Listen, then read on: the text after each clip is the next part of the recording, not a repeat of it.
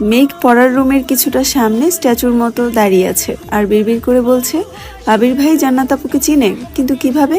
তাহলে কি আবির ভাইয়ের ফোনে তারই ছবি ছিল? জান্নাত হাসি মুখে উত্তর দিল, আলহামদুলিল্লাহ ভালো আছি। আপনাকে তো বাসায় দেখি না ভাইয়া। আবির কিছুটা শক্ত কণ্ঠে বলল, বাসায় ফিরতে একটু দেরি হয়ে যায়। তোমার পড়াতে কোনো সমস্যা হচ্ছে না তো? জান্নাত শান্ত কণ্ঠে বলল, না না ভাইয়া, কোনো সমস্যা হচ্ছে না। আবির এক পলক মেঘের দিকে চেয়ে পুনরায় জান্নাতের দিকে তাকালো। নিরেট কণ্ঠে শুধালো, ও পড়ে তো ঠিক মতো? জান্নাত এবার মেঘের দিকে চেয়ে হাসি মুখে বলল, হ্যাঁ ভাইয়া, মেঘ অনেক মনোযোগী এবং খুব মেধাবী। আপনি চিন্তা করবেন না প্লিজ। আবির ছোট করে শুধালো, খেয়েছো কিছু? বসো, খাবার খেয়ে যেও।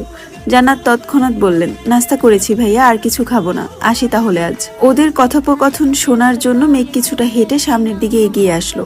আবির স্বাভাবিক কণ্ঠে বলল, সাবধানে যেও। জান্নাত একগাল হেসে বলল, আপনি আমাদের বাসায় বেড়াতে যান? আবির হালকা করে হেসে উত্তর দিল, সময় পেলে অবশ্যই যাব। প্রথমের কথাগুলো ঠিকমতো না শুনলেও শেষের কথাগুলো মেঘ স্পষ্ট শুনতে পেয়েছে। জান্নাত মেঘকে আল্লাহ হাফেজ বলে বেরিয়ে গেছে বাসা থেকে।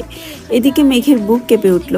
মেঘ যেন নিজের কানকে বিশ্বাসই করাতে পারছে না। আনমনে ভাবছে, জান্নাত আপু আবির ভাইকে বাসায় যেতে বলেছেন। আবির ভাইও আবার হাসি মুখে বলেছেন সময় পেলে যাবে। কই, আবির ভাই তো আমার সাথে এত ভালো আচরণ করেন না। উনি তো আমার সাথে আজ পর্যন্ত হাসি মুখে কথাই বলেননি। তাছাড়া জান্নাত আপুকে তো তানভীর ভাইয়া নিয়ে আসছিল। তাহলে আবির ভাই কিভাবে চিনেন? মেঘ আহত চোখে তাকিয়ে রইল আবির ভাইয়ের পানে। আবির দরজা বন্ধ করে সিঁড়ির দিকে যেতে নিলে সহসা পথ আটকে সামনে দাঁড়ালো অষ্টাদশী। আজ আর তার শরীর কাঁপছে না, হাত পা রিমরিম করছে না, কারণ হাজারটা প্রশ্ন তার মাথায় চাড়া দিয়ে উঠেছে, যেগুলোর উত্তর শুধু আবির ভাই জানে। ড্রয়িং রুমের কোথাও কেউ নেই। জান্নাত পড়িয়ে গেলেই মূলত খাওয়া দাওয়ার পর্ব শুরু হয়, তাই এই সময় সবাই যে যার রুমেই থাকেন। অষ্টাদশীর পথ আটকানো দেখে আবির বিস্মিত চোখে চাইল। মেঘের এলোমেলো চুল, চোখের কাজল কিছুটা লেপ্টে রয়েছে, শুষ্ক ওষ্ঠদয় তিরতির করে কাঁপছে। এই অবস্থায় মেঘকে দেখে ঘোর লেগে যাচ্ছে আবিরের। হাজারো নিষিদ্ধ চিন্তা জেগে উঠছে আবিরের মনে। টেনে হিচড়ে কোনো রকমে নিজেকে সামলে ঢোক গিলে কিছুটা শক্ত কণ্ঠে বলল, পথ আটকে দাঁড়িয়েছিস কেন? মেঘের সরু নাক ক্রমে ক্রমে ফুঁসছে। দীর্ঘশ্বাস ছেড়ে ধৈর্যহীন কণ্ঠে শুধালো, আপনি জান্নাত আপুকে চিনেন? আবির উপর নিচ মাথা নাড়ে শুধু। মেঘ দ্বিতীয়বার গম্ভীর কণ্ঠে বলল, ওনাকে আপনি কিভাবে চিনেন? আবির রাশভারী কণ্ঠে বলল, পরিচিত। মেঘ ভিতর ভিতর ক্ষিপ্ত হলো। অষ্টাদশীর চেহারায় পরতে পরতে ঘনিয়ে আসে মেঘ। এক সমুদ্র অভিযোগ মাথাচাড়া দিয়ে উঠেছে। একে গায়ের রং ফর্সা, তার উপর রাগে গাল দুটো লাল হয়ে আছে মেঘের। দেখে মনে হচ্ছে টোকা দিলেই গাল বেয়ে রক্ত পড়বে। রাগে ফুঁসতে ফুঁসতে মেঘ বলল, শুধু পরিচিত হলেই কি মানুষ নির্দ্বিধায় বাসায় যেতে বলে? তুই আমার কাছে কৈফিয়ত চাচ্ছিস মেঘ? চোয়াল শক্ত করে প্রশ্ন করলো আবির। মেঘ আজ আবিরের শক্ত কণ্ঠ শুনে আটকে উঠছে না, কারণ অষ্টাদশীর আজ মাত্রা অতিরিক্ত রাগ হচ্ছে। অতিরিক্ত রাগলে মানুষের বোধ শক্তি হারিয়ে যায়। তাছাড়া মেয়ে মানুষের রাগ তো লিমিট ছাড়া। যখন রাগ হয় তখন দুনিয়ার কোনো কিছু দিয়েও শান্ত করানো যায় না, যতক্ষণ না নিজে থেকে শান্ত হয়। মেঘের নাকের ডগায় ঘাম জমে আছে, কপাল ঘামতে শুরু করেছে ধীরে ধীরে। নিস্তব্ধ হয়ে দাঁড়িয়ে রইল অষ্টাদশী। কয়েক মুহূর্ত পর নিরেট কণ্ঠে শুধালো, আপনি ওনার বাসায় যাবেন? আবির তীক্ষ্ণ দৃষ্টিতে চেয়ে রইল। গুরুভার কণ্ঠে বলল, প্রয়োজন হলে যাব। মেঘ চোখ গোল গোল করে চাইল। মনের ভেতরে হাজারটা প্রশ্ন ছুটছে এদিক সেদিক। মেঘের নীরবতা দেখে আবির গুরুভার কণ্ঠে জবাব দিল, তোকে আপাতত এসব নিয়ে ভাবতে হবে না, পড়াশোনায় মনোযোগ দে। তুই এখনো অনেক ছোট, সময় হলে সব জানতে পারবি।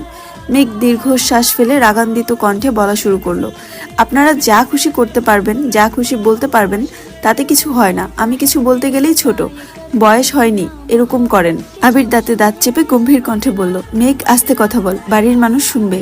তাছাড়া জান্নাতের ব্যাপারে আমি আপাতত কোনো কথা বলতে চাচ্ছি না। মেঘ রাগে ফুঁসতে ফুঁসতে বলল, তা কেন বলবেন? আপনার যত রাগ আর তেজ শুধু আমার উপরেই দেখান। কোথাকার কোন রাস্তার মেয়ের জন্য আপনার এত দরদ?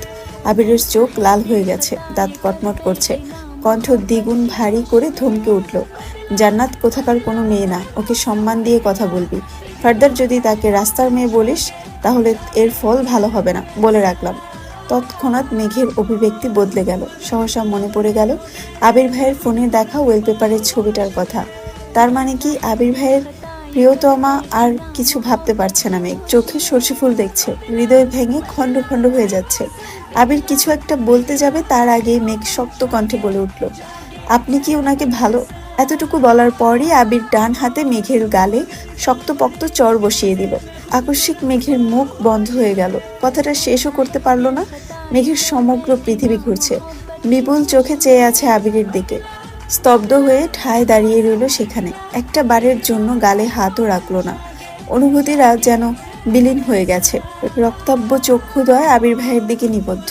আবির ভীষণ চটে গেছে, ডান হাতে নিজের চুল মুষ্টিবদ্ধ করে ধরল, রাগান্বিত কণ্ঠে বলল, যা বুঝার তা